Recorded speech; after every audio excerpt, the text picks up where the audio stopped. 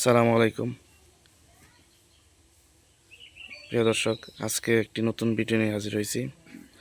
ভিডিওটি হচ্ছে আমাদের এক আপা, নাম জানে কি, হাফিজ আপা আমাদের পল্লী সঞ্চয় ব্যাংক থেকে প্রথমে তিনি 50,000 টাকা ঋণ নিয়েছিলেন।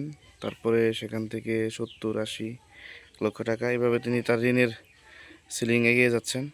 তো আজকে আমি কথা বলবো আপার সাথে। আচ্ছা আপা, আপনি যে ঋণটা বিয়ার আগে যে নিয়েছিলেন, নেওয়ার পরে ওটা কিভাবে পরিশোধ করলে আপনার কি উপকারটা হইলো, এটা একটু বলবেন? আমার অনেক উপকার হয়েছে। আমি ছোট থেকে বড় হয়ে গেছি। এখন আমি একটা মনে করেন যে ঘরও শুরু করে দিছি ওই টাকার থেকে। এই দেখেন, আমার এই আফাটা এখান থেকে টাকা নেওয়ার পরে এই যে একটা বিল্ডিং তৈরি করছে নিজ বাড়িতে। যদিও ভাই আপনি কি অটো চালান, তাই না? হ্যাঁ, উনি আসলে অটো চালায়, নিজে পরিশ্রম করে, তারপরে উনি অটো করার পরে আর এই আফা তার পরিশ্রমের কারণে আজকে এই যে তার বাড়িতে একটু দেখেন বিল্ডিং। সরাসরি আপনাদের নিয়ে হাজির হয়েছি তার বাড়িটা দেখার জন্য, ঘুরে ঘুরে দেখার জন্য। আচ্ছা ভাই, এই যে বিল্ডিংটা দিতেছেন, ঠিক আছে, আমাদের এখান থেকে ঋণ নেওয়ার পরে ফলে আপনার আসলে উপকারগুলো হয়েছিল, তাই না? হ্যাঁ, আপনি একটু অনেক বলেন, উপকার হয়েছে। বলেন একটু। আমি অনেক এই টাকা না আমি মানে কিছু কাজ কাম কইরা এই ভাড়াইয়া ছাড়াই বাড়াইয়া আমি সব কিছুই গরু আমার বাছুর সংসার। পাইলা তাতে আমি একটা এই প্রতিষ্ঠানে আমি আগে হইছি। তো আপনি এখন ব্যাংকের কাছে আরো কি চান?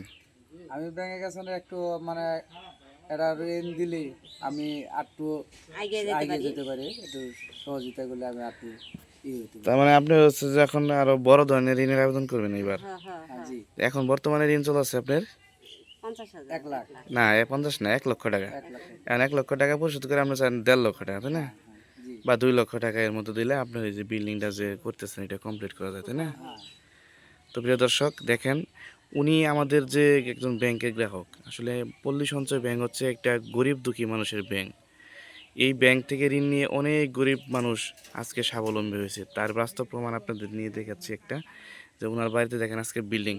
গত 6 মাস আগেও তো আপনার বাড়িতে আমি আসছিলাম। এক জি, মাস আগে বাড়ছিলাম। ও 1 মাস আগে আসছিলাম। হ্যাঁ। আয়সা দেখি যে আপনার যে সে ভাঙ্গা একটা ঘর। ভাঙা একটা ঘর ছিল। হ্যাঁ। আর আজকে আপনাদের মুখে হাসি যে আজকে একটা বিল্ডিং।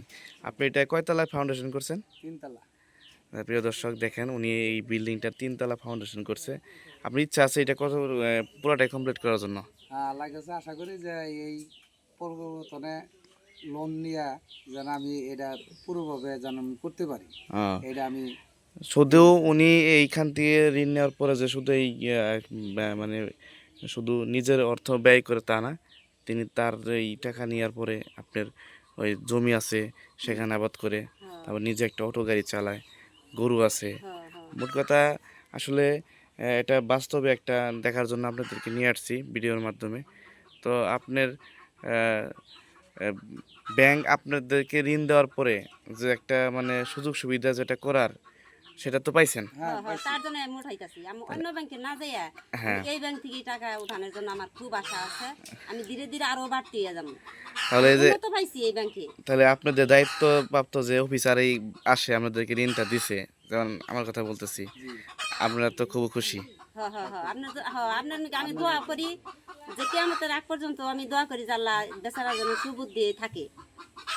আল্লাহ যেন তার ভালো করে, তার মন দেন ভালো, তার বাবা মারা যেন খেদমতো করতে পারে সে। আমার এইটাই খালি মনের মধ্যে। আর আজকের দিনে আমার সবসময় খালি দান চালি আপনার ব্যবহার আমি খালি ঠিক আছে, চিন্তা করি। ধন্যবাদ।